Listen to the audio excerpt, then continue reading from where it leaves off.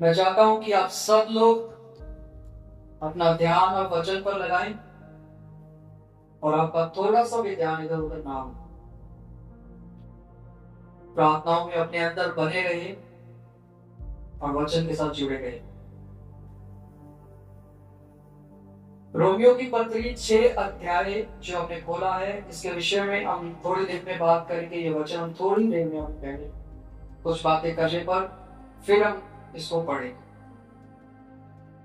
मैं आपका ध्यान आज उस बात पर ले जाना चाहता हूं जिसके विषय में हम बहुत अच्छी तरीके से जानते हैं और इस पृथ्वी पर रहते हुए और हर एक इंसान को हम वो काम करते हुए देखते हैं। हम खुद भी कभी ना कभी किए हों। और मैं बात कर रहा हूं बीमारी की। बोलिए बीमारी।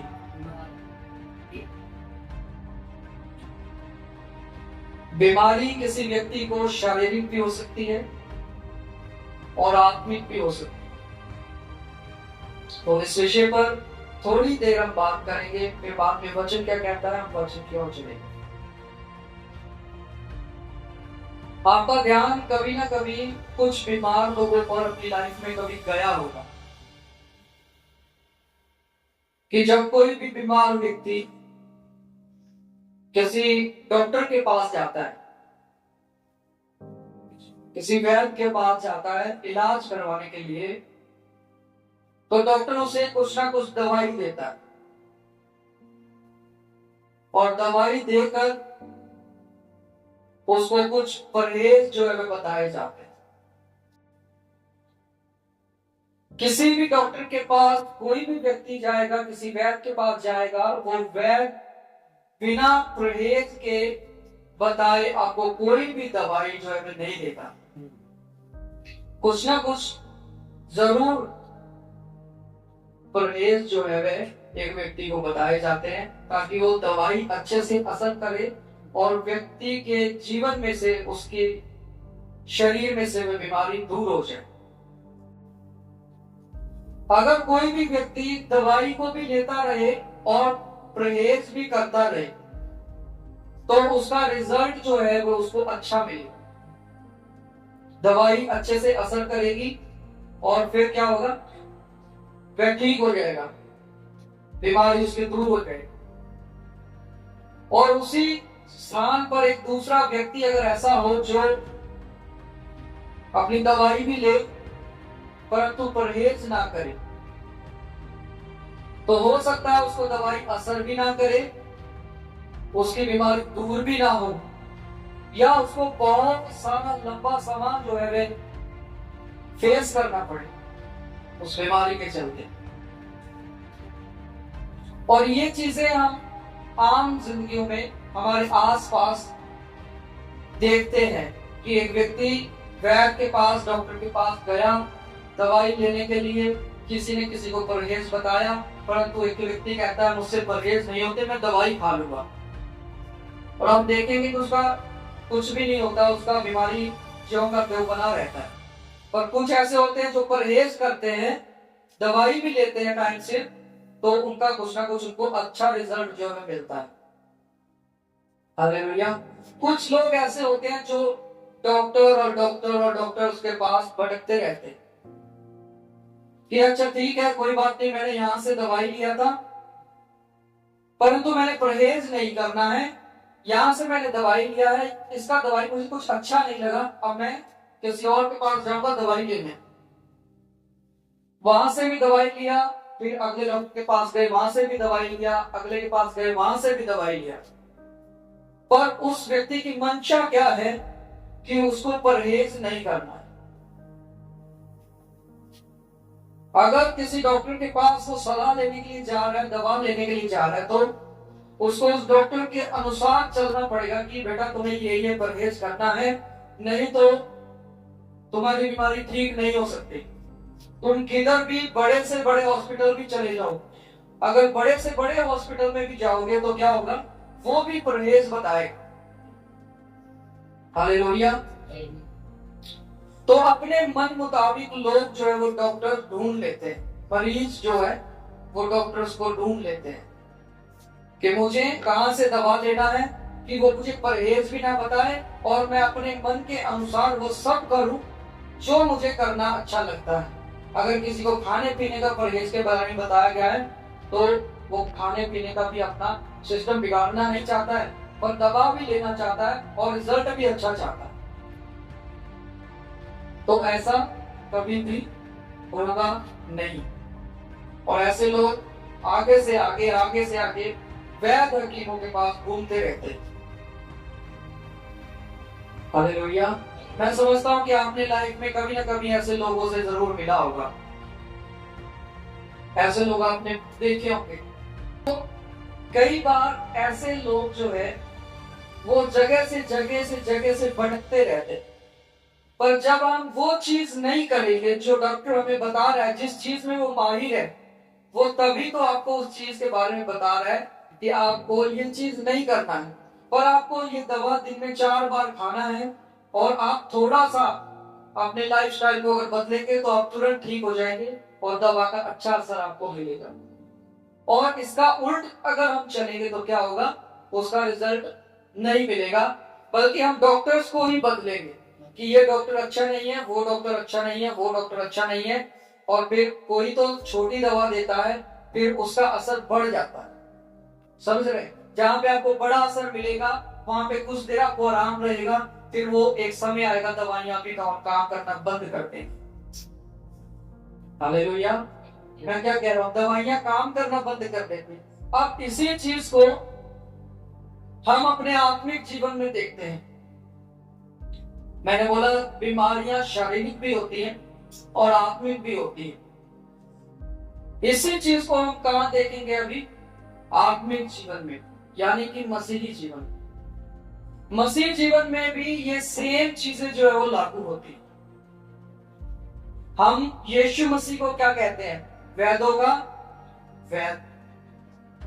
हम वैद के पास जाते तो है बीमारियों को ठीक कराने के लिए, पर जो परहेज यीशु मसीह बताता है हम वो परहेज नहीं करते। सेम वही कंडीशन है कि हम जगह जा करके लोगों को बदलते रहते हैं, पास्टर्स को बदलते रहते हैं।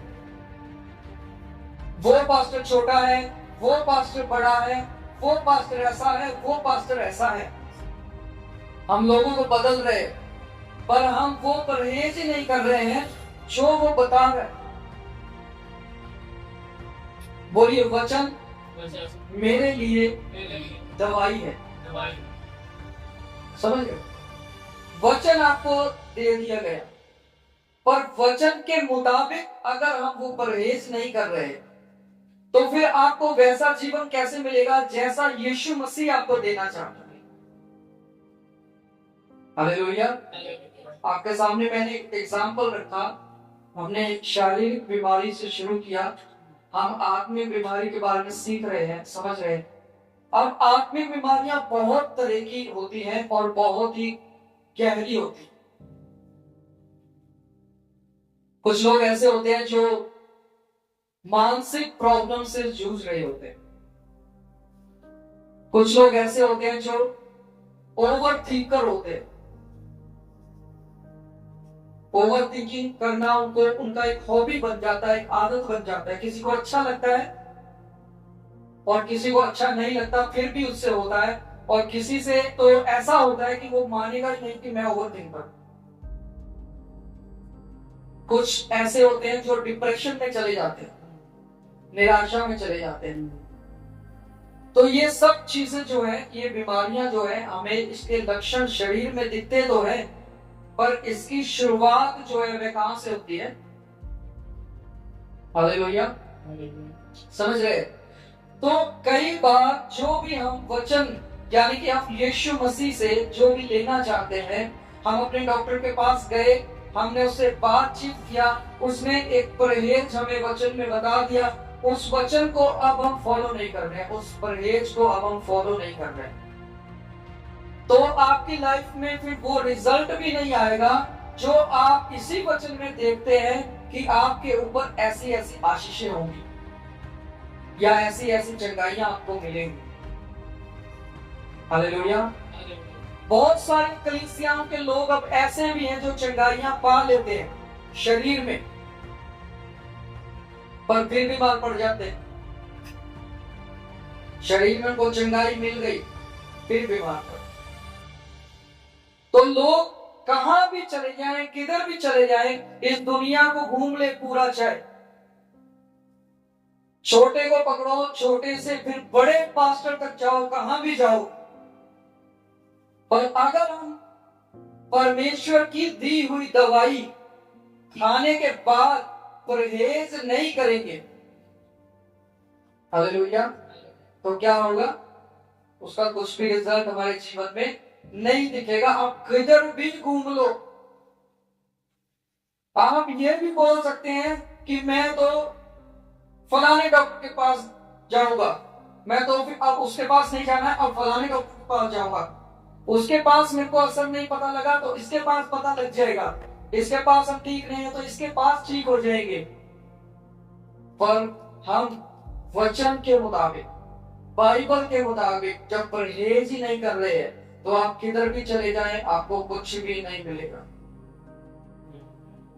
आप शरीर में देख सकते हैं बहुत सारी चीजें, पर आत्मा में हमेशा आप पीछे रहे।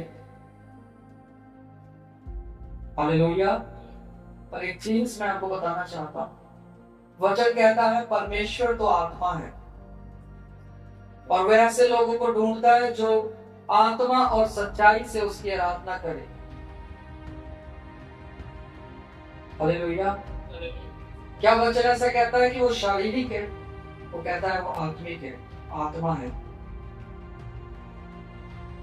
तो हमें सबसे ज्यादा ध्यान कहां देने की जरूरत है?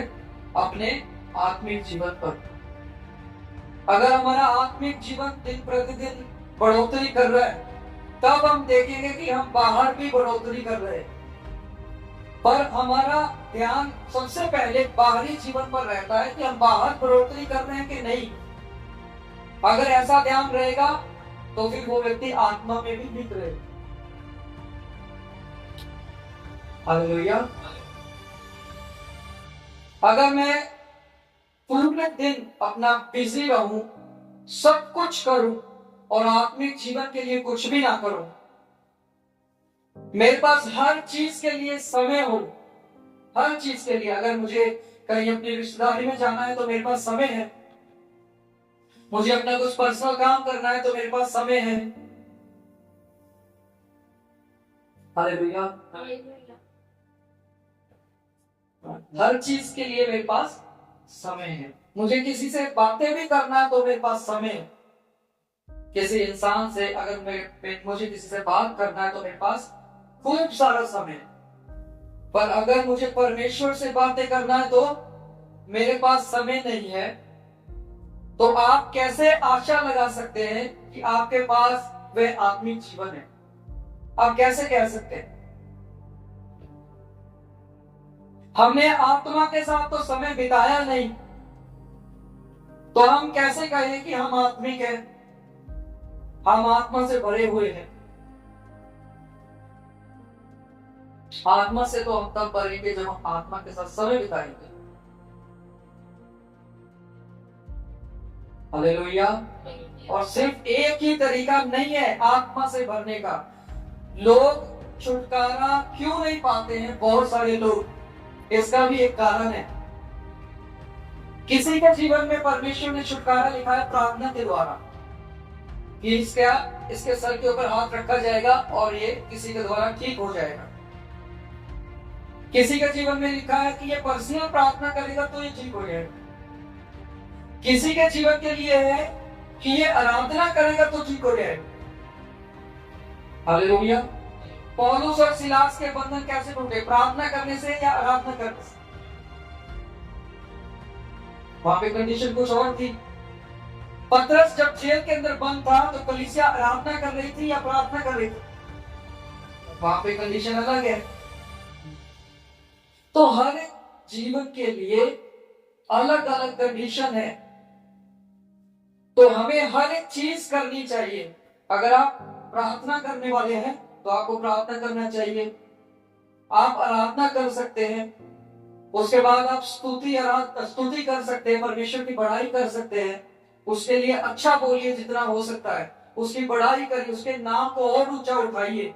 ये चीजें तो हम करते ही नहीं।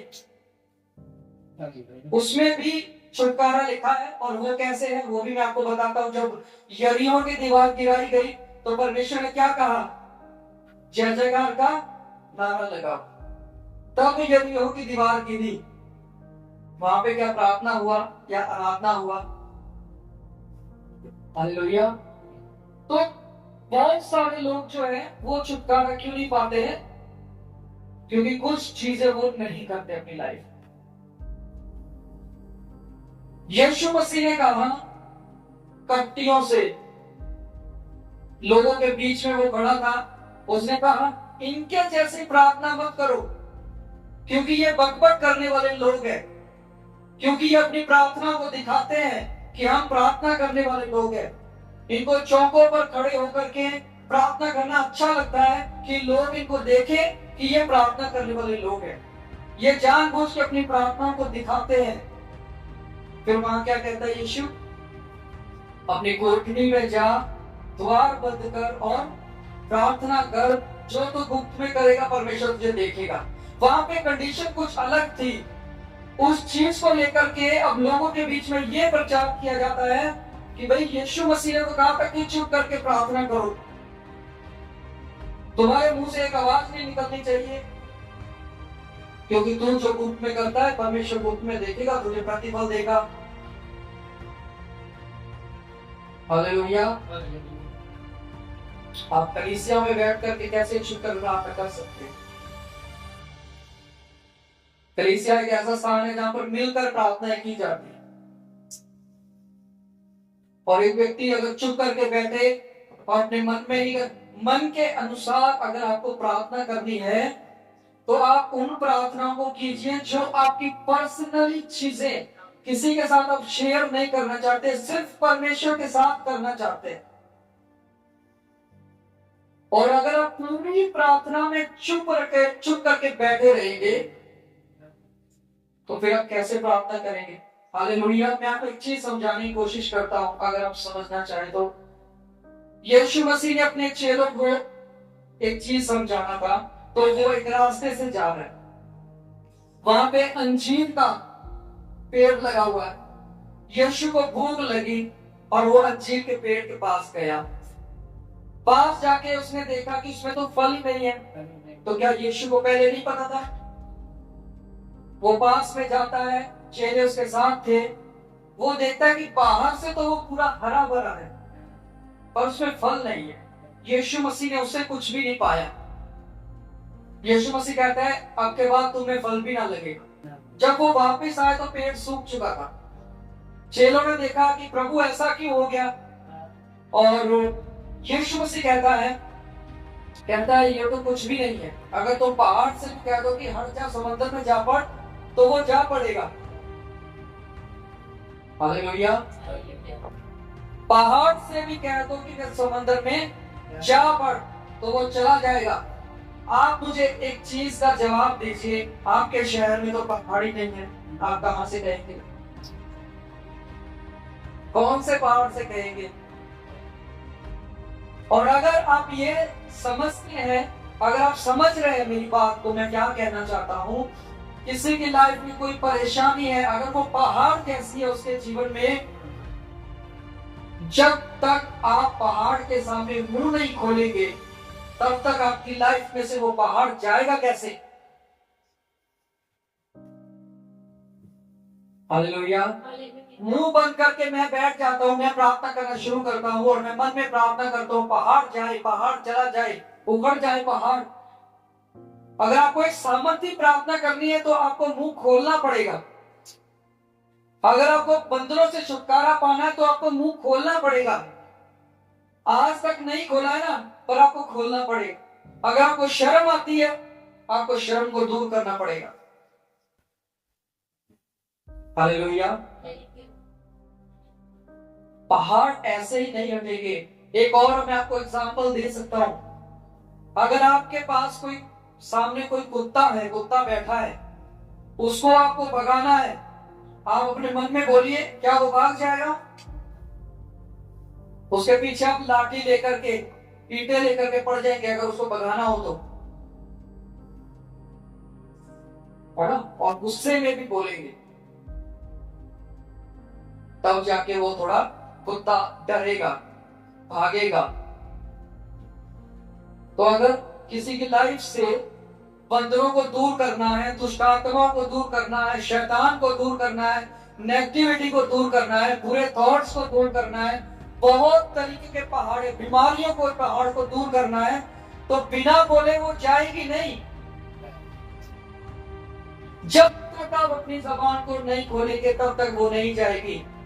ये कॉन्सेप्ट मैं आपको इसलिए समझा रहा हूं क्योंकि बहुत ही तेजी से इस कॉन्सेप्ट को फैलाया जा रहा है कि आप मुंह में प्रार्थना करो, मुंह बंद करके प्रार्थना करो, चुपके से प्रार्थना करो, किसी को पता ही ना लगे आप प्रार्थना कर रहे हो।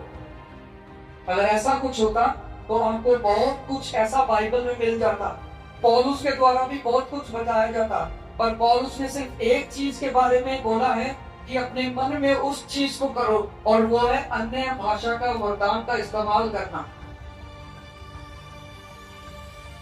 कि अगर आपको कलीसिया में बोलना ही है, आप बोल रहे हैं, आपके पास नहीं है कुछ और ट्रांसलेटर नहीं है, या आप नहीं बता सकते हैं, या कुछ भी ऐसा सुविधा नहीं है, तो आप चुप रहिए, धीरे करें, या अपने मन में करें, या अपने घर पे करें। हालेलुया। तो पौलुस, पतरस, यूहन्ना, कोई तो बोलता कि हमें इस रीति से प्रार्थना करना है कि हमारे मुंह से आवाज तक ना निकले।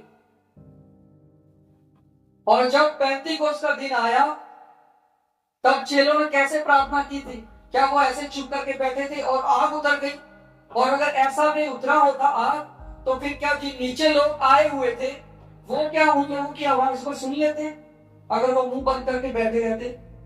इसका मतलब वो मुंह खोल के प्रार्थना कर रहे थे। हालेलुया। आपने अगर कहीं से भी इन चीजों को ले लिया है तो इन चीजों को छोड़ दीजिए, समय रहते। समझ पा रहे? आपको मुंह खोलना ही पड़ेगा। आपकी प्रार्थना को कोई भी सुने, आपको दिक्कत नहीं होना चाहिए, क्योंकि आप अपनी प्रार्थना को परमेश्वर के आगे रख रहे हैं। अगर आप बोलेंगे ये पहाड़ मेरी लाइफ से दूर हो जाए, दूसरा क्या सोचता है, आपको क्या लेना? पहाड़ तो आपकी लाइफ में है ना, आपको उससे छुटकारा चाहिए। समझ पा रहे कि नहीं? तो बहुत सारे जो लोग होते हैं वो इसलिए भी छुटकारा नहीं पाते क्योंकि वो उपवास प्रार्थनाएं नहीं करते। यीशु मसीह ने एक चेले से कहा, चेलों ने कहा यीशु मसीह से कि हम उस दुष्ट आत्मा को क्यों नहीं निकाल पाए? तो यीशु मसीह कहता है कुछ चीजें ऐसी होती हैं जो उपवास प्रार्थना से ही जाती है। यीशु मसीह ने इस चीज को क्लियर किया। वो कहता है उपवास प्रार्थना करनी जरूरी है। तो बहुत सारे लोग जो होते हैं वो उपवास नहीं करते। ये एक जो सिस्टम है कलीसिया में उपवास करने का, ये सिस्टम जो है वो खत्म होता चला जा रहा है और उसकी जगह पर रीति रिवाज शुरू हो गए। फलाना डे, ढिमकाना डे, समझ रहे कि नहीं? तो उनसे बचे और उपवास का जीवन, आराधना का जीवन, स्तुति का जीवन, प्रार्थना का जीवन, ऐसा जीवन अपने अंदर लेकर के आए। हालेलुया।